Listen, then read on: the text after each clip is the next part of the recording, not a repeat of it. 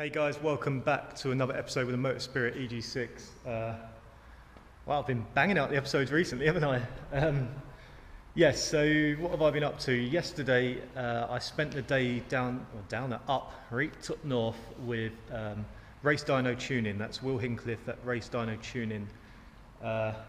What a day. Had a really good day with the car. We managed to fix, fingers crossed, I think we managed to fix a misfire. It seemed like it was simply the map that was associated to the engine that's in the car just didn't really work with my setup. The injectors were pretty much maxed out, and it was looking like it was running a bit weak, a bit lean at the top end, which is hopefully the issue. So unrelated to my previous misfire, I hope. So I need to test the car, and we'll find out for sure. But yeah, so we spent the day down with RDT, and I've been trying to think of how I can attack this without going on about it, but what an utterly top bloke and a top service from Will there.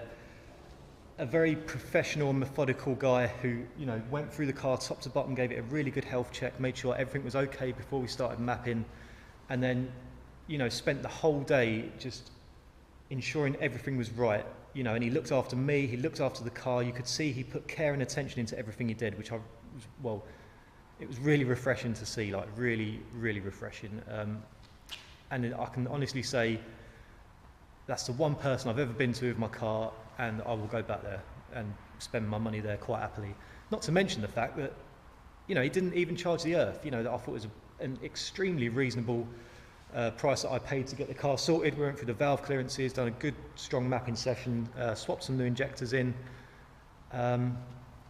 Yeah, and just a really good day overall, so I'm really happy, highly recommended. If you want to get your car tuned, any car, but Hondas especially, go to him, man. He's got to be the best I've ever seen, without a doubt.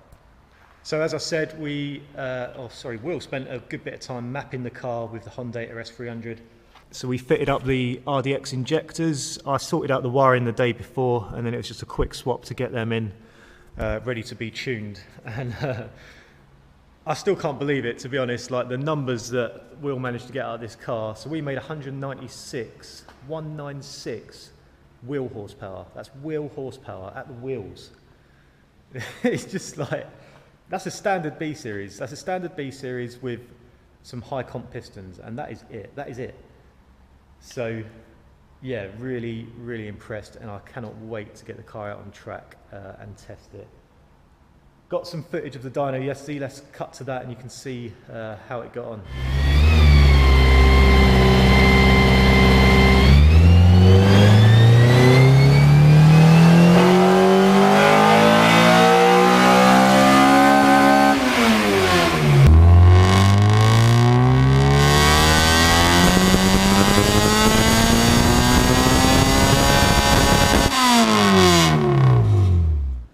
So hopefully a clear bill of health for the EG6. I just want to get on a track day as soon as I can, although I'm away on holiday for for 10 days this weekend, so it's not going to be for a couple of weeks yet, but I will get a track day in before Rockingham. Then we're going to have the Rockingham track evening, and then we're going to have the race weekend on the 9th of September.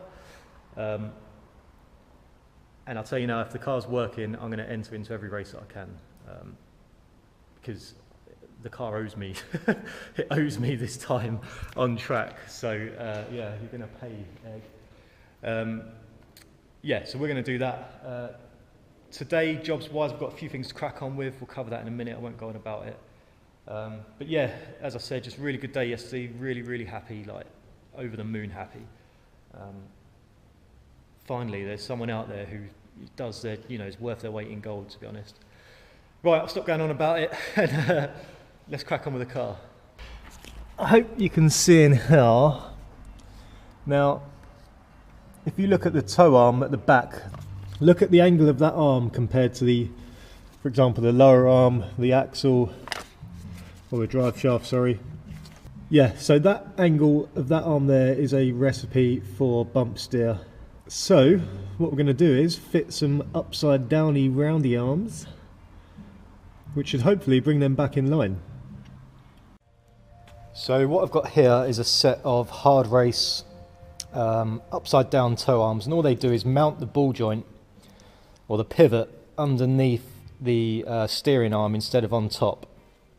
So whereas my arm was sat like that, when it moves upside down, or so it's set like that, when it moves upside down it should put it at a vertical plane, and thus reducing the effect of bump steer.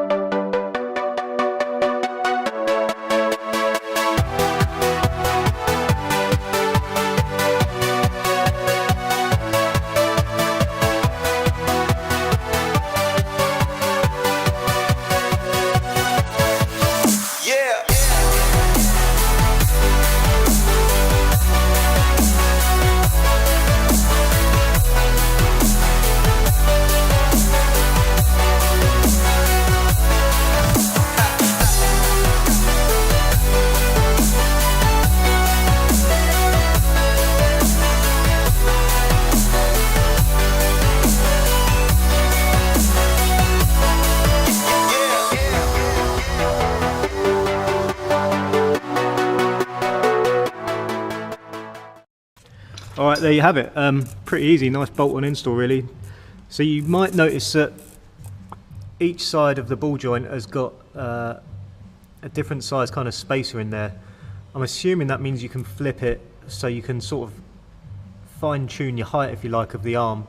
I've gone for the smaller one. I'm going to test it now and see where the arm sits with the car on the ground. If not, it's an easy enough job to flip it over. One thing that I'm going to bear in mind is that this, as I'm tightening this up, this is pressing in further and further. The conical fitting is pressing in further and further into the steering knuckle. I imagine when you drive the car, that's going to settle in further into this knuckle. So just bear in mind that this may need tightening up further or re-torquing after you've put some miles on it if you do decide to fit this kit itself. Yeah, I'm going to keep an eye on it. Maybe I'm chatting bollocks, but we'll find out. Right, let's see how we're getting on. Yes, nice and flat. If anything, that's poking down a little bit, so using the smaller spacer is fine. But it's much flatter than it was before. That should hopefully be in a much better place. Cool, job done for that. All right, so that's the other rod end put on to the steering arm. Whilst I'm at it, I've got some new drive shafts to go in, because these have had, maybe not this one, yeah, the rear boot on this one has split. I think they're the original drive shafts which have come on the car, which are going to be 170,000 miles old now. So we've got new drive shafts to go in. I've got new studs to press in because I snapped one on track. Yeah, so I've got fresh studs. I'm going to clean up all the mating surfaces, and also just a bit of a design flaw, I suppose, on the disc package that I got. There's no alignment holes or retaining holes for the little retainer screws, disc screws that go in here, so I'm just going to drill out some holes and countersink the aluminium bell just to hold the disc in and keep it nice and square on the hub, which is quite important. I think that's all I need to do. Bit of a ball ache because I have to press out the bearing, the wheel bearing, to be able to press out the studs and then put it all back in, but luckily I've got the big 20-ton press, so that always helps. Yeah, just have a bit of a tidy up, get the front end done, and I'm going to do the studs on the back end. Yeah, and then we'll see if we've got time to do anything else today.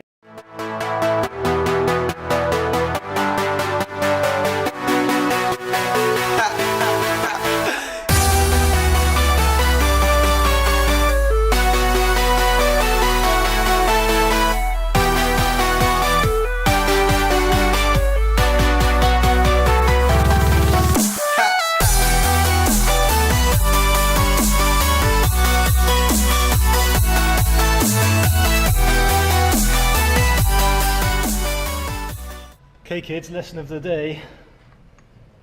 Always loosen your wheel hub nuts before before you jack the car off the ground, because that was a nightmare.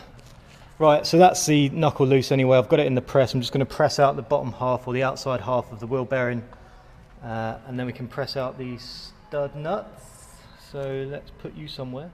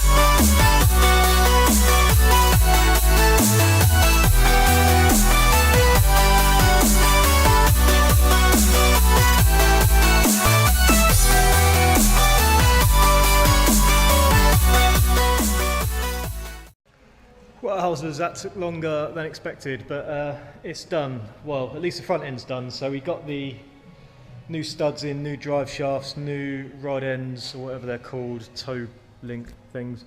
Countersunk the bells just to retain the, what am I trying to say? Fit them retaining bolts.